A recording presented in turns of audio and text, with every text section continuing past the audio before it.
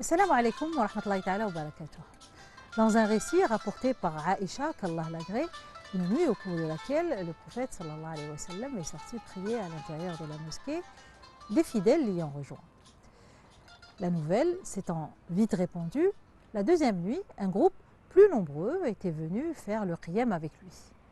La quatrième nuit, la mosquée était tellement bondée que certains fidèles n'ont même pas pu entrer.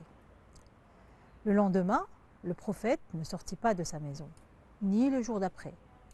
L'explication vint un jour après la prière de l'aube.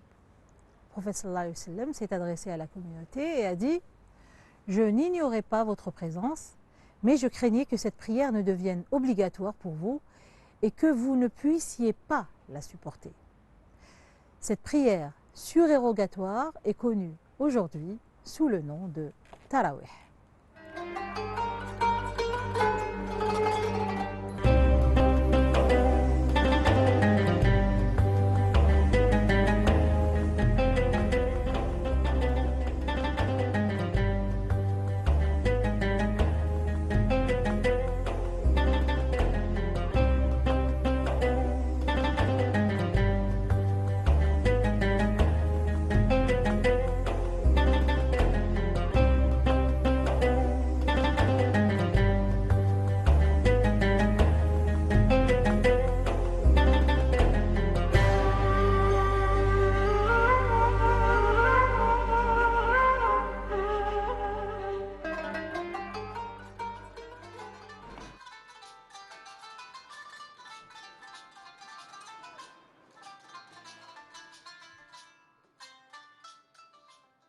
Les tarawih s'accomplissent chaque nuit du mois de Ramadan après la prière d'Al-Isha.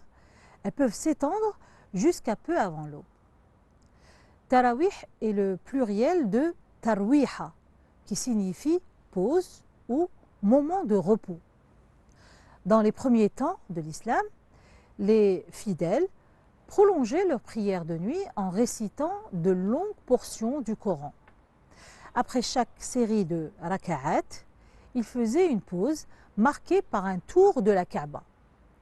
C'est cette alternance entre prière et repos qui a donné son nom à cette pratique.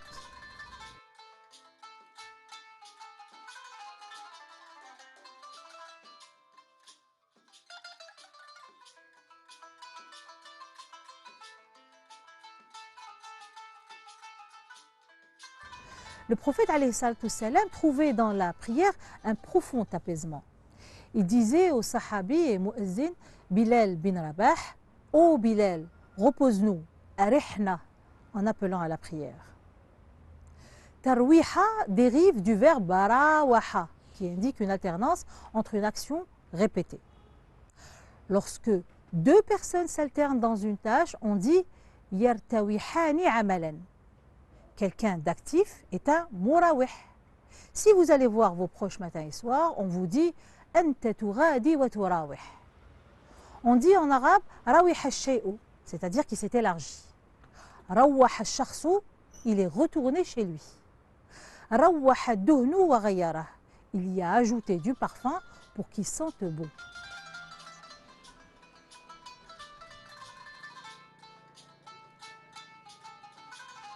Il y a également al-rihu, cet air en mouvement que nous connaissons tous.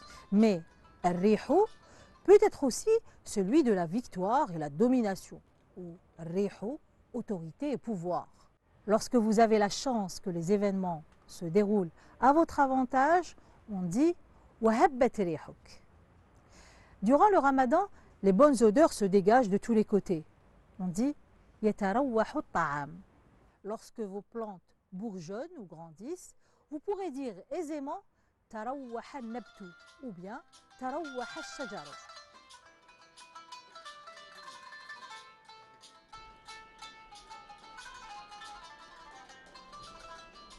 Dans le verset 87 de Surat Yusuf, Allah subhanahu wa ta'ala dit « Et ne désespérez pas de la miséricorde d'Allah.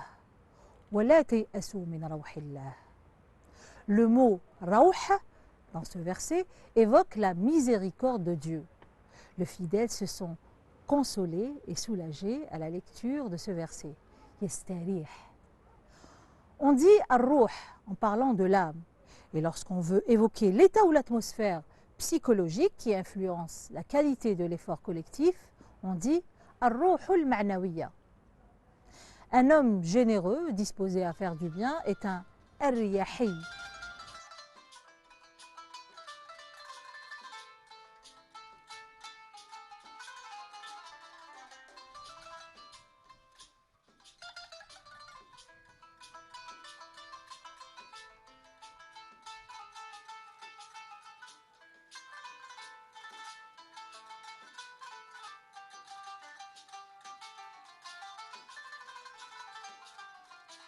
Dans le hadith, le prophète sallallahu alayhi wa sallam a parlé du mustarih wa mustarahun minhu, celui qui se repose et celui dont on est soulagé.